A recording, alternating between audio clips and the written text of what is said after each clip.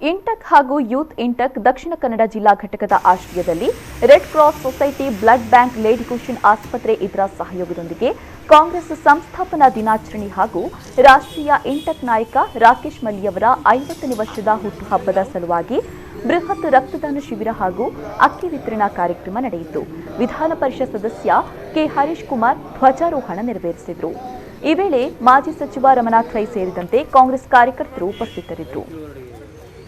ಬ್ರಿಟಿಷರ ಆಳ್ವಿಕೆಯಲ್ಲಿದ್ದಂತಹ ದೇಶವನ್ನು ಅವರ ರಾಷ್ಟ್ರದಿಂದ ಮುಕ್ತಿಗೊಳಿಸಿ ಈ ದೇಶಕ್ಕೆ ಪ್ರಜಾಪ್ರಭುತ್ವ ಸ್ವಾತಂತ್ರ್ಯವನ್ನು ತಂದುಕೊಟ್ಟಂತಹ ಪೂಜ್ಯ ಗಾಂಧೀಜಿಯವರು ಇವತ್ತು ಈ ದೇಶಕ್ಕೆ ಸ್ವಾತಂತ್ರ್ಯವನ್ನು ತಂದುಕೊಡಲಿಕ್ಕೆ ಮೂಲ ಕಾರಣಕರ್ತರು.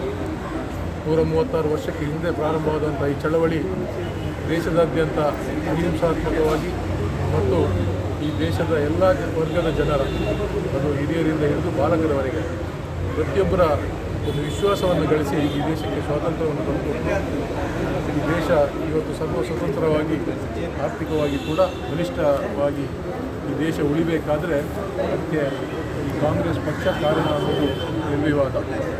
ಇವತ್ತು ಕಾಂಗ್ರೆಸ್ ಪಕ್ಷ ಆಡಳಿತ ಇಲ್ಲದಿದ್ದರೂ ಜನರು ಬಹಳಷ್ಟು ಅದನ್ನು ನೆನೆಸಿಕೊಳ್ಳುವಂಥ ಒಂದು ದಿನ ಆಗಿದೆ. ಜನರಿಗೆ ಬೇಕಾದಂತಹ ಕಾರ್ಯಕ್ರಮಗಳು, ಈ ದೇಶದ ಸರ್ವತೋಮುಖ ಅಭಿವೃದ್ಧಿ, ಅದು ಜವಾಹರ್ಲಾಲ್ ನೆಹರೂರವರಿಂದ ಹಿಡಿದು ನಮ್ಮ ಪ್ರಧಾನಮಂತ್ರಿಯಾಗಿದ್ದಂತಹ ಮನಮೋಹನ್ ಸಿಂಗ್ವರೆಗೆ ಎಲ್ಲ ಪ್ರಧಾನಮಂತ್ರಿಗಳು ಕೂಡ ಈ ಕಾಂಗ್ರೆಸ್ ಪಕ್ಷದ ಚಿಂತನೆಗಳನ್ನು ಮತ್ತು ಯೋಜನೆಗಳನ್ನು ಈ ದೇಶಕ್ಕೆ ಸಮರ್ಪಣೆಯನ್ನು ಮಾಡಿ ಈ ದೇಶ ಸರ್ವಸ್ವತಂತ್ರವಾಗಿ ಬಲಿಷ್ಠವಾಗಿ ನೆಲೆಯುವಂತೆ ಮಾಡಿದ್ದಾರೆ. ಈ ಕಾಂಗ್ರೆಸ್ ಪಕ್ಷದ ಸಂಸ್ಥಾಪನಾ ದಿನಾಚರಣೆಯನ್ನು ನಾವು ಆಚರಣೆ ಮಾಡ್ತಾ ಇದ್ದೀವಿ. ಈ ದೇಶದ ಸ್ವಾತಂತ್ರ್ಯ ಚಳವಳಿಯಲ್ಲಿ ಬಹಳಷ್ಟು ಹಿರಿಯ ಕಾಂಗ್ರೆಸ್ಗಳು ತನ್ನ ಪ್ರಾಣ ತ್ಯಾಗ ಮಾಡಿರ್ತಕ್ಕಂಥದ್ದು ಕೂಡ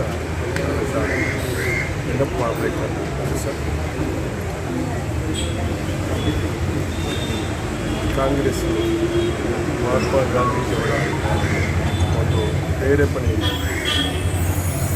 ಪಕ್ಷ ಜವಾಹರ್ಲಾಲ್ ನೆಹರೂರವರು ಈ ದೇಶದ ಪ್ರಧಾನಮಂತ್ರಿಯಾಗಿ ಸ್ವಚ್ಛ ಭಾರತ ಯೋಜನೆಯಂಥ ಕಾರ್ಯಕ್ರಮಗಳನ್ನು ಜಾರಿ ತರುವ ಮೂಲಕ ಒಂದು ದೊಡ್ಡ ಪಂಚಾಂಗವನ್ನು ಹಾಕಿದವರು